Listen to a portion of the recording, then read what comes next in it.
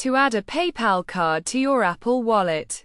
The process is quite straightforward. Begin by opening Apple Pay, or your Apple Wallet.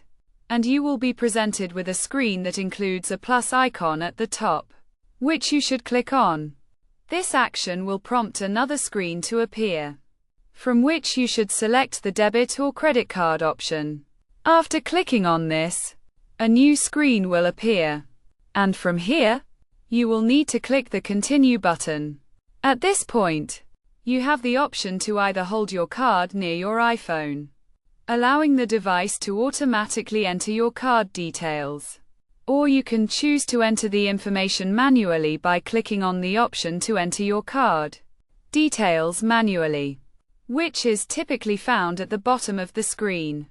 If you opt for manual entry, you will need to provide your name, card number, expiration date, and security code.